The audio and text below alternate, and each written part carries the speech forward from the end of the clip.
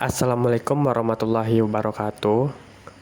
Halo semuanya, kali ini adalah Asdas ke-11 kita, yang mana kita akan membahas tentang materi 13 dan 14 yang ada di RPS, yaitu tentang jurnal penutup dan jurnal pembalik. Nah, saya mau minta maaf sebelumnya karena Asdas ke-11 kita ini kita laksanakan secara online karena menurut saya materi yang disajikan ini telah pernah kita bahas sebelumnya, hanya ada beberapa sedikit tambahan dan materinya cukup pendek sehingga menurut saya bisalah kita laksanakan secara online saja. Mungkin berhubung juga teman-teman banyak kegiatan kan, jadi ya ada sedikit waktu istirahat untuk teman-teman sambil belajar juga tentang Asdas yang ke-11 ini. Nah, yaitu kita belajar tentang jurnal penutup dan jurnal pembalik. Nah, di sini bisa teman-teman lihat seperti yang dijelaskan kemarin juga, jadi jurnal penutup ini adalah jurnal yang digunakan untuk menutup akun-akun laba rugi. Dikarenakan akun laba rugi digunakan untuk menampung transaksi mungkin sebelumnya bisa kita lihat dulu ya, jurnal penutup ini posisinya di sebelah mana. Jadi, jurnal penutup ini kita buat setelah kita membuat laporan keuangan ini, yaitu laporan laba rugi, laporan perubahan ekuitas, laporan neraca, kemudian cash flow. Nah, setelah kalian buat 4 laporan keuangan tersebut, barulah kalian membuat jurnal penutup 1, kemudian jurnal pembalik. Nah, ini adalah tambahan dari laporan keuangan. Jadi ini adanya di laporan keuangan ketika kita akan membuat laporan keuangan. Nah, jadi teman-teman sudah tahu ya, jurnal penutup dan jurnal pembalik ini ada pada saat membuat laporan keuangan atau bagian dari laporan keuangan. Nah, balik lagi ke materi tadi. Nah, jurnal penutup ini digunakan untuk menutup akun-akun yang ada di laba rugi. Nah, jadi akun-akun yang ada di laporan laba rugi itu ditutup semuanya. Nah, kenapa ditutup? Karena akun laba rugi ini kan kita gunakan untuk menampung transaksi-transaksi dalam satu periode saja. Nah, seperti penjualan, akun penjualan kita gunakan untuk menampung penjualan di periode itu saja. Misalnya periodenya setahun, yaitu tahun 2015. Nah, berarti akun penjualan itu kita gunakan untuk menampung berbagai transaksi penjualan di periode tahun 2015 itu. Begitupun dengan akun-akun lainnya. Nah, oleh karena itu, pada akhir periode, akun laba rugi ini harus ditutup. Nah, dan di periode selanjutnya dibuka lagi baru akunnya dari nol. Nah, jadi akun laba rugi ini ditutup tiap akhir periode dan dibuka lagi pada awal periode dimulai dari nol. Kenapa nol? Karena sudah ditutup. Kalau ditutup berarti dinolkan saldonya.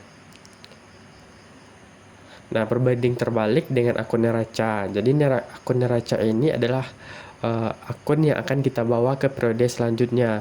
Kalau akun laba rugi kita tutup, kalau akun neraca tidak kita tutup, sehingga akun neraca ini akan kita bawa terus ke periode-periode selanjutnya sampai perusahaan itu tidak ada lagi.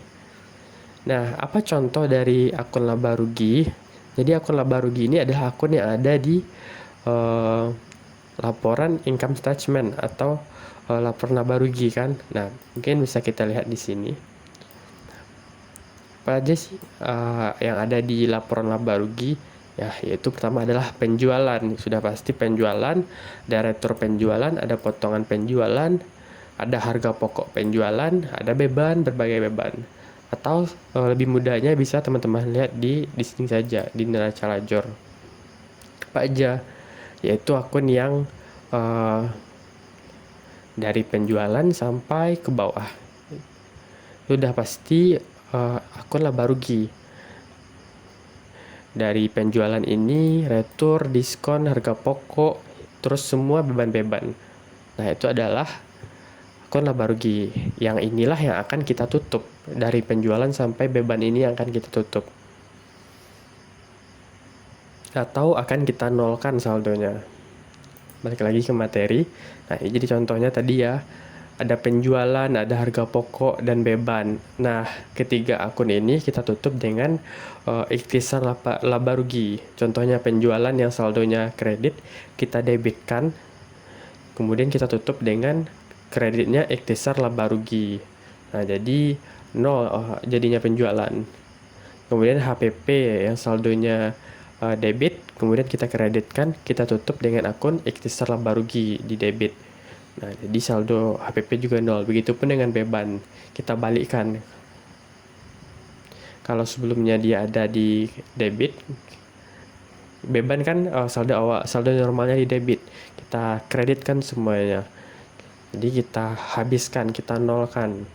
Kita letakkan di kredit semuanya. Jadi beban 0, kemudian kita debitkan ikhtisar laba rugi. Nah, berbeda, ada satu tambahan lagi di laporan di jurnal penutup. Sesudah kita tutup semua akun laba rugi, nah kita tambah dividen ini. Nah, dividen ini juga kita tutup, maksudnya kita tambah penutupan dari si akun dividen.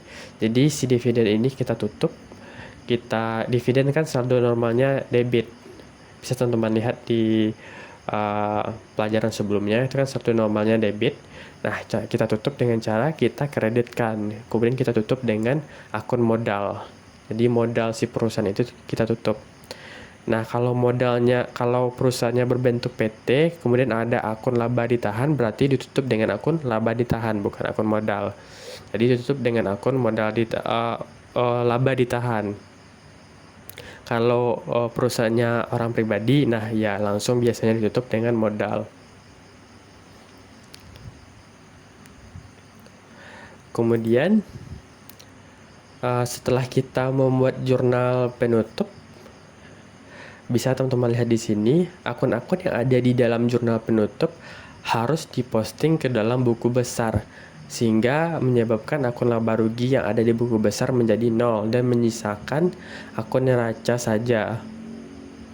Nah, seperti yang kita jelaskan tadi ya, mungkin kita bisa lihat contoh langsung di sini. Nah, seperti yang saya jelaskan tadi, setelah kita membuat laporan keuangan dari laba rugi sampai cash flow, nah kita membuat jurnal penutup, yang mana cara membuatnya seperti yang dijelaskan tadi. Dibalikkan seperti penjualan yang seharusnya kredit, kita balikkan jadi debit, kemudian kita tutup dengan ikhtisar laba rugi. Begitupun dengan akun jurnal penutup semuanya, kita tutup. Nah, yang ini kita posting ke buku besar. Nah, jadi si penjualan yang di debit kita posting ke buku besar. Otomatis penjualan menjadi 0. Karena saldo sebelumnya buku besar pasti 329 ini. Kemudian kita posting lagi, kan penjualan di buku besar kredit 329. Kita tutup kan menjadi debit penjualan 329. Nah, otomatis si penjualan sekarang jadi 0. Nah, itulah fungsinya zona penutup, menolkan dari si akun laba rugi ini. Begitupun retur sampai dengan beban ini. Kita posting juga ke buku besar, otomatis nilai ini menjadi 0. Begitupun dengan modal dividen menjadi 0, tapi modal saham tidak akan 0. Modal saham atau laba ditahan hanya akan berkurang sejumlah ini. Nah, akun laba rugi ini pasti akan 0, dengan dividen akan 0.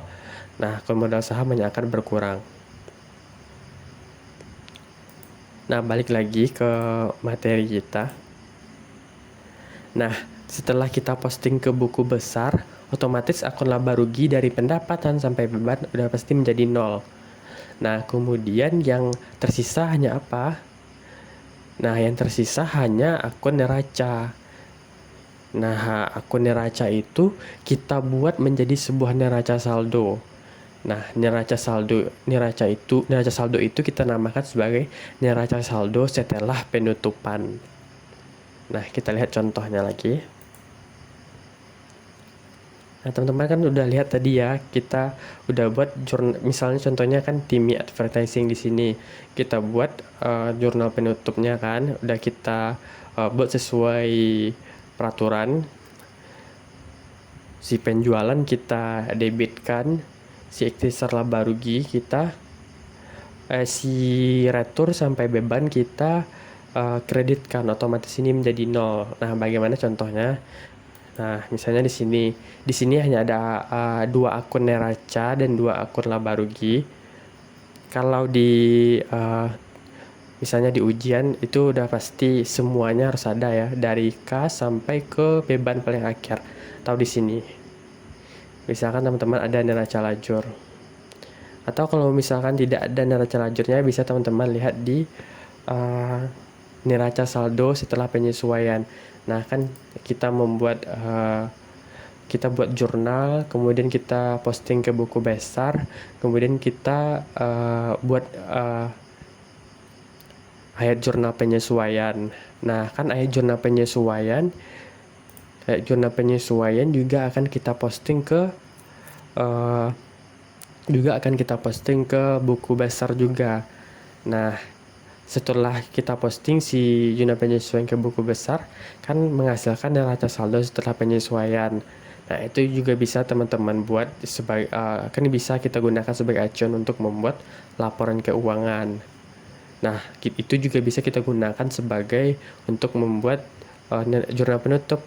Kita balikkan aja akun-akun yang ada di akun-akun yang berjenis laba rugi yang kita gunakan untuk laporan laba rugi. Nah, kalau teman-teman ada neraca lajur itu lebih bagus lagi karena jadi lebih mudah. Biasanya kalau di ujian udah ada langsung biasanya buat neraca lajur aja ya. Nah, kalau ada neraca lajur itu lebih mudah kita untuk membuat laporan keuangan termasuk jurnal penutup itu. Nah, kalian lihat aja di sini. Berarti dari penjualan sampai ke beban kan itu akun laba rugi. Nah, itu kita tutup semuanya. Untuk menandainya mana itu akun laba rugi dan mana itu akun neraca, kalian ingat aja 1, 2, dan 3 kalau awalannya ini 1, 2, 3. Kalau awalannya itu 1, 2, 3 itu adalah akun neraca. Kalau selebihnya berarti itu akun laba rugi. Nah, ini penjualan sampai beban kita tutup, dan kita tutup juga si dividen ini sebagai tambahannya. Tutup dividen. Nah, ini ada laba ditahan, berarti dividen ditutup dengan laba ditahan. Nah, itu ya akan kita tutup. Nah, kan tadi contohnya ada kas, piutang usaha, penjualan, dan beban iklan. Nah, kalau di keadaan sebenarnya seperti yang dijelaskan tadi berarti lengkap ya. Semua ini dari kas sampai ke beban gaji, berarti kan kita seharusnya ada buku besarnya. Karena ini hanya contoh, berarti yang saya sajikan di sini cuma ada 4 akun, yaitu kas, piutang, penjualan, dan beban iklan aja. Nah, supaya tidak bingung dijelaskan di sini ya, kas. Kan kas saldonya di neraca saldo sesudah penyesuaian, kas 250. Nah, berarti ini jumlah terakhir kas di buku besar ya. Kalau kita punya buku besar yang kas ini, yang seharusnya kan memang kita mempunyai ini, karena ini cuma contoh kan tidak ada sebelumnya buku besar yang lengkapnya. Kita buat aja 4 akun tadi, yaitu kas, piutang usaha, penjualan, dan beban. Nah, di sini kan misalkan kita punya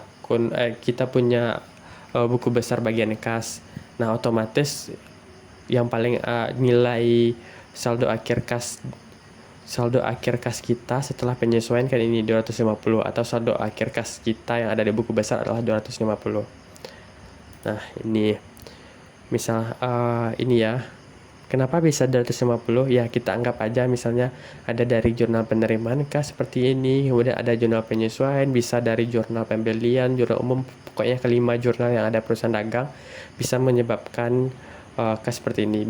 Kalian pasti udah paham ya cara posting dari jurnal ke buku besar, termasuk jurnal penyesuaian diposting lagi. Nah, intinya si kas ini akhirnya menjadi 250. Begitupun dengan piutang usaha, akhirnya menjadi 166, penjualan dan beban iklan. Nah, intinya menjadi segini.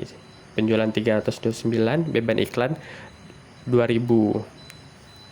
Nah, intinya menjadi seperti itu ya. Ini sesuai dengan yang ada di sini. Kas, piutang dagang, kemudian penjualan, dan beban iklan 2000.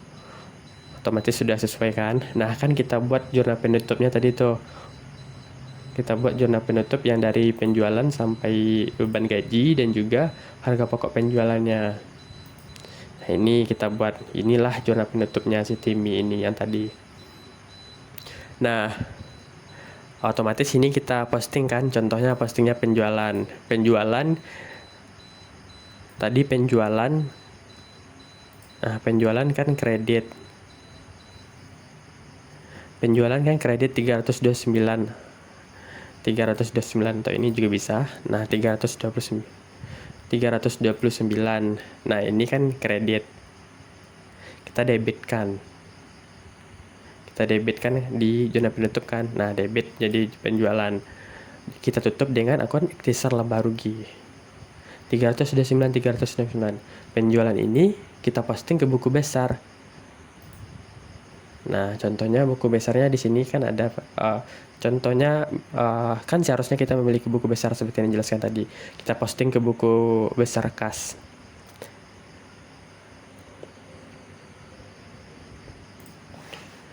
Ini belum dibuat ya. 31 posting.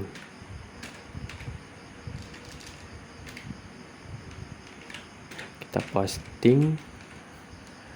Referensinya adalah jurnal penutup. Setelah kalian kodenya seperti apa, ini referensi lebih ke kode dari mana asal si angka itu. Nah, tadi kan si kas 250 kan di debit, kemudian kita maaf ya teman-teman, yang kita bahas tadi penjualan ya, bukan kas. Karena kas ini aku neraca, maaf sebelumnya, balik lagi. Nah, di sini kan yang kita tutup adalah penjualan.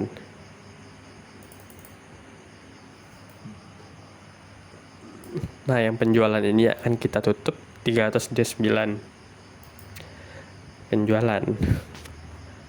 Kalian buatlah 31 Oktober sesuai tanggal terakhir dari si periode itu. Kalau di sini 31 Oktober periodenya, 31 Oktober posting. Referensinya dari jurnal penutup atau terserah kalian kodenya seperti apa. Di sini JPEN aja saya buat di jurnal penutup. Sebelumnya saldo akhirnya kan 329 di debit. Penyebabnya kenapa bisa 329 seperti yang kalian tahu, itu bisa berasal dari angka-angka di jurnal penerimaan kas atau jurnal penjualan. Nah, kalian bisa tahu di situ. Intinya setelah diposting dari jurnal sehingga menyebabkan si penjualan ini menjadi 329. Nah, kita tutup kan dengan jurnal penutup. Berarti kita debitkan 329. Dari sini asalnya. Penjualan 329 debit. Kita debitkan. Nah, menjadi 0 sekarang penjualan. Contohnya lagi beban iklan. Beban iklan kan, beban iklan semuanya kan dikreditkan termasuk beban iklan. Di sini contohnya beban iklan aja, yaitu kita debitkan beban iklan 2000. Beban iklan sebelumnya ada di debit 2000.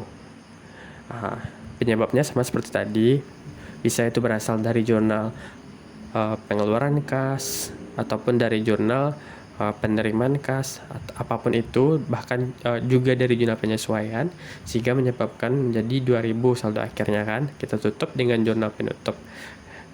Tadi saldo akhirnya 2000 di debit, kita tutup di kredit berasal dari sini. Di sini kita kreditkan 2000. Ini 2000 kita kreditkan. Nah, kita kreditkan 2000, otomatis beban iklan menjadi 0. Begitupun dengan semuanya ini. Yang ada di sini kita posting semuanya. Penjualan dari retur sampai gaji dan modal sama dividen. Nah, ikhtisar laba rugi ini tidak perlu diposting karena tidak ada akunnya. Nah, jadi penjualan, retur sampai beban, kemudian modal dan dividen. Itu diposting. Nah, otomatis yang akun laba rugi penjualan, beban, dan dividen itu udah habis kan, udah nol, sama seperti ini, udah nol. Berarti yang tersisa akun neraca, contohnya ini kas, jadi 200, kas masih tersisa yaitu 250, piutang usaha masih tersisa 166 kan, tidak ada kita tutup. Begitupun dengan akun neraca lainnya, tidak hanya ini aja, yaitu yang ada di sini, yang ada dari kas sampai ke laba ditahan ini masih bertahan karena tidak ada kita tutup, otomatis itu ada kan. Nah, itulah yang akan kita jadikan sebagai neraca saldo setelah penutupan ini. Nah, formatnya sama aja seperti neraca saldo biasa, itu kas sampai ke laba ditahan itu kan masih ada. Nah, kita salin aja jumlahnya ya, yang ini aja kalian salin bagian neraca ini sampai ke laba ditahan tadi ya, sampai ke 9 ini itu kita salin. Tetapi laba ditahannya ini adalah laba ditahan yang baru, yaitu laba ditahan yang kita hitung di laporan perubahan ekuitas ini kan, kita buat laporan perubahan ekuitas tadi itu. Nah, kan 208.416 laba ditahan akhirnya kan, atau laba ditahan terbaru ya, inilah yang kita gunakan di sini 208, otomatis menjadi balance. Nah, itulah jurnal penutup. Itu kan jurnal penutup kita. Selanjutnya itu ada sedikit tentang jurnal pembalik. Nah, jadi jurnal pembalik ini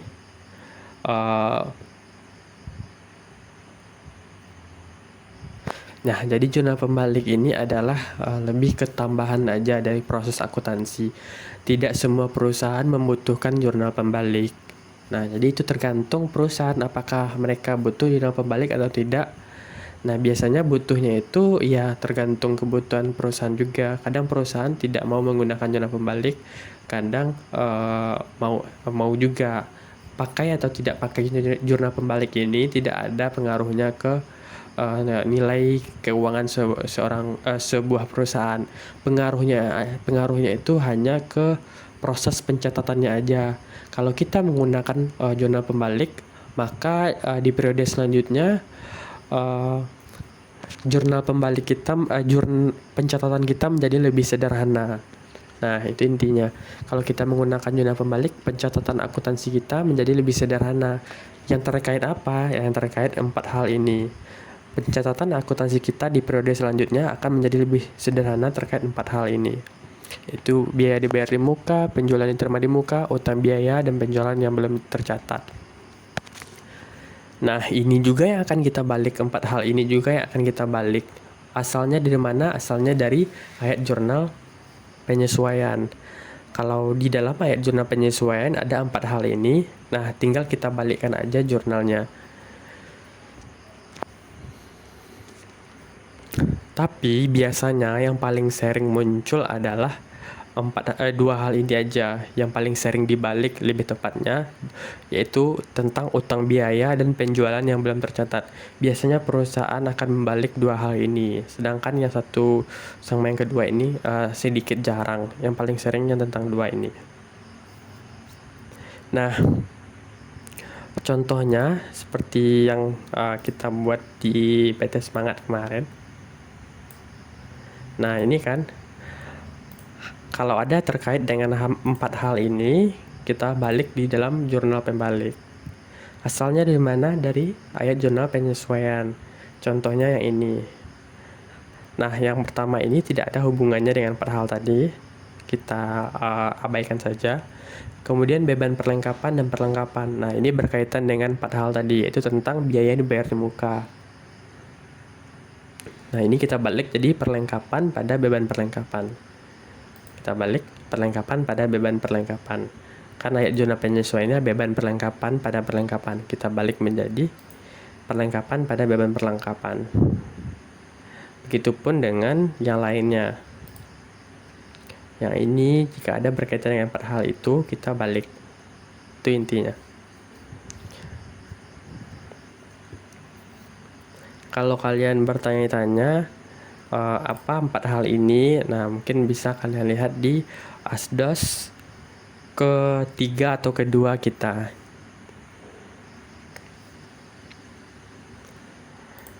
Nah, jadi kan udah kita balik tadi kan, intinya sudah kita balik. Nah, ini tidak kita posting. Dan satu lagi informasi tambahan, jurnal pembalik ini kita buat pada awal periode. Kita buat pada awal periode. Sorry ya, ini seharusnya November.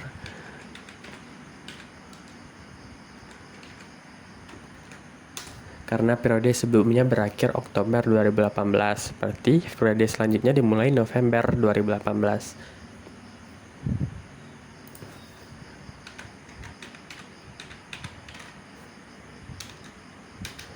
Otomatis saldo periode selanjutnya November 2018. Oke, nah jadi ini jurnal pembalik sekali lagi kita buat pada awal periode. Nah, jadi akuntansi itu berakhir dengan jurnal penutup. Kemudian, kalau perusahaan perlu jurnal pembalik, maka dibuatlah jurnal pembalik pada awal periode selanjutnya. Oke, kita buat jurnal pembalik. Nah, ini kan tim advertising butuh jurnal pembalik. Berarti kita balik dengan yang terkait dengan 4 hal tadi, yaitu yang ini.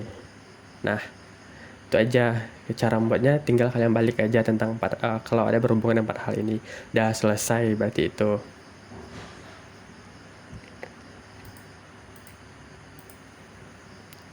Nah, jurnal pembalik ini juga akan, nah maaf sebelumnya kalau salah ya, nanti akan diperbaiki kalau salah. Abang kasih terangannya. Jurnal pembalik ini akan kita posting juga ke dalam buku besar kita. Nah, kan tadi kita udah punya neraca saldo setelah penyesuaian, setelah penutup, yang mana isinya adalah akun neraca aja kan. Nah, kita posting lah si jurnal pembalik ini. Berarti jurnal awal periode kita balik lagi. Maksud baliknya itu, nah kalau perlengkapan kan kita posting berarti aset kita bertambah. Nah, itu kan berkaitan dengan aset lancar ya, tidak apa-apa, berarti masuk ke akun itu. Nah, contohnya seperti ini. Beban perlengkapan. Nah, beban perlengkapan kan kita posting. Otomatis beban perlengkapan kita ada di kredit 5.000 sekarang. Begitupun dengan yang ini kita posting semuanya ke buku besar kita, buku besar awal periode kita itu. Jadi yang sudah terhapus tadi berarti timbul lagi. Nah, ini pernyataan yang sebelum ini masih sedikit abang ragukan ya. Nanti akan saya cari lagi penjelasannya. Semoga tidak salah yang dijelaskan barusan tentang posting si akun yang ada di jurnal pembalik ini. Nanti dicari lagi. Nah, intinya setelah kita buat jurnal pembalik, udah selesai, itu aja. Jurnal pembalik di awal periode. Nah, sedikit lagi penjelasan tambahan. Jika teman-teman bilang apa sih fungsi dari jurnal pembalik itu, kenapa dibalik lagi? Nah, jadi ini ada sedikit penjelasannya. Nah, di sini contohnya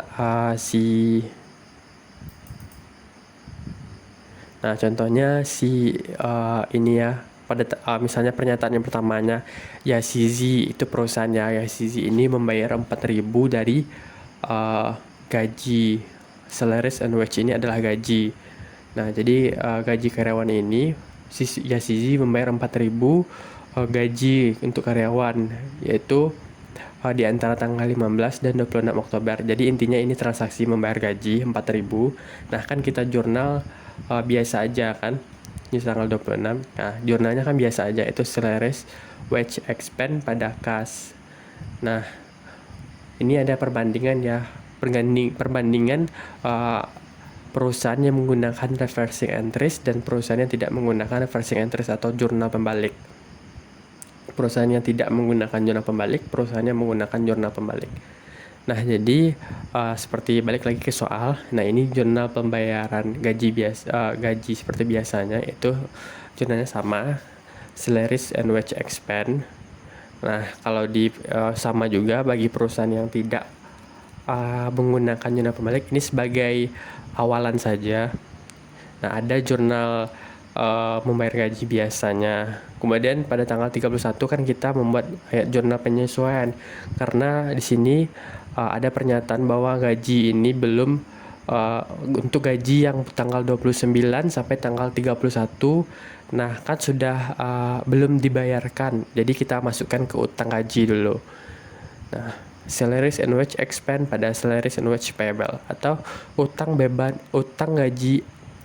gaji pada utang gaji. Nah, seperti biasa, kalau ada pernyataan di jurnal penyesuaian yang mengatakan bahwa ada utang beban, kan seperti itu kan. Misalnya beban gaji pada utang gaji. Nah, seperti itu juga di perusahaan yang menggunakan jurnal pembalik. Ini sama ya, ini sama ini sama maksudnya itu. Jadi untuk sampai penyesuaian sama. Nah, masalahnya timbul di sini, di closing entries ini.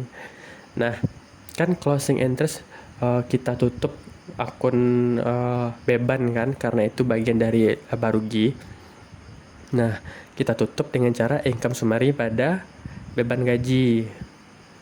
Ini salah satunya aja, kan banyak beban yang lain. Kalau di sini karena kita membahas tentang beban gaji, kan, makanya ada cuma satu, yaitu salaries and wage expense atau beban gaji. Nah, beban gaji kita tutup, otomatis beban gaji sekarang 0.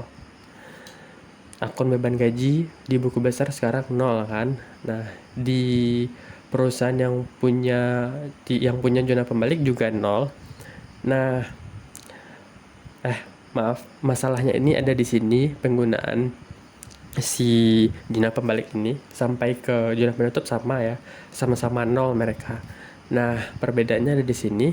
Kalau perusahaan yang tidak menggunakan reversing entries, berarti dia tidak ada membuat jurnal pembalik kan, otomatis si salaries and wage expense itu 0. Sedangkan perusahaan yang menggunakan jurnal pembalik akan membuat jurnal pembaliknya, yaitu membalikkan jurnal yang di adjusting tadi. Itu kalau di sini kan berarti dibalikkan salaries and wage payable pada salaries and wage expense dibalikkan. Nah, bisa kalian lihat di sini dibalikkannya, di adjusting entries-nya ini dibalikkan, atau utang gaji pada beban gaji dibalikkannya di jurnal pembalik. Otomatis kan kita posting, otomatis si salaries and wage payable menjadi berkurang 1.200. Nah, balik lagi ke pernyataan yang tadi. Jadi memang benar ya, akun-akun yang ada di jurnal pembalik itu memang harus diposting lagi ke buku besar. Nah, kalau kita buat reversing entries, berarti di sini ya fokus lagi, kita buat reversing entries, otomatis salaries and wage payable ini kita posting lagi kan ke buku besar, otomatis menjadi 0. Si salaries and wage payable ini, kalau sebelumnya ada 1.200, kita posting lagi di awal periode 1.200, tapi di debit otomatis kan 0, karena di sini kredit, di sini debit, otomatis 0. Nah, si salaries and wage expense juga 0, karena di sini ada di debit 1.200, kita kreditkan menjadi 1.200, jadi 0, otomatis menjadi 0. Jadi maksudnya keadaan perusahaan tersebut seperti semula, seperti tidak adanya utang gaji ini. Nah, apa bedanya ketika kita akan membayar gaji tanggal 9 ini ya, lanjutannya. Nah, jadi tanggal 9 ini dibayar gaji 4.000. Nah, dari 4.000 ini 1.200 gaji yang ini. Gaji yang dari tanggal 29 Oktober sampai 31 Oktober yang terutang tadi, kan kita utang 1.200, kita masukkan aja ke utang gaji dulu 1.200 karena akan dibayar pada tanggal 9 kan. Nah, jadi tanggal 29 sampai tanggal 31 ini kita masukkan ke utang dulu. Nah, dari tanggal 1 November sampai tanggal 9 November sampai tanggal dibayarnya ini ada jumlahnya 2.800. Nah, jadi sama-sama kita bayar pada tanggal 9. Nah, kalau tidak kita buat jurnal pembaliknya, kita membuat jurnal seperti ini jadinya. Salaries and wage payable pada salaries and wage expense, atau utang gaji, beban gaji pada kas. Jadi 3 jurnal kita, lebih ribet jadinya. Itu maksudnya, menjadi lebih agak sulit pencatatannya. Utang gaji kan kita udah membuat utang tadi pada tanggal adjusting entries kan 1.200. Nah, kalau kita tidak membuat reversing entries, otomatis payable ini kita balikkan. Salaries and wage payable 1.200, salaries and wage expense timbul 2.800. 2.800 ini untuk yang tanggal 1 November sampai 9 November. Nah, jadi yang terutang tadi 1.200 kita balik, kita seperti membayar utang biasa, yaitu salaries and wage payable atau utang gaji 1.200, terus beban gaji 2.800 untuk yang 1 sampai tanggal 9. Jadi totalnya jadi 4.000 yang kita bayar. Nah, kalau kita menggunakan reversing entries atau jurnal pembalik, kan tadi sudah kita balikkan, jadi otomatis 0. Jadi pada tanggal 9 lebih mudah kalian bayar. Di sini kan dibilangnya membayar gaji 4.000 ya, otomatis kalian buat aja langsung beban gaji pada kas, udah habis langsung beban gaji pada kas. Nah, jadi itu aja fungsi jurnal pembalik itu. Kalau kita tidak buat jurnal pembalik, pada saat membayar seperti ini jurnalnya. Ada utang gaji, beban gaji pada kas. Kalau kita balik, jadi kita sudah 0 kan akun yang 2 tadi, yaitu utang gaji dan beban gaji ini sudah 0. Jadi yang di sininya jadi jurnal biasa aja, jurnal membayar gaji biasa aja. Utang gaji pada beban gaji pada kas. Nah, itu aja materi kita pada hari ini. Semoga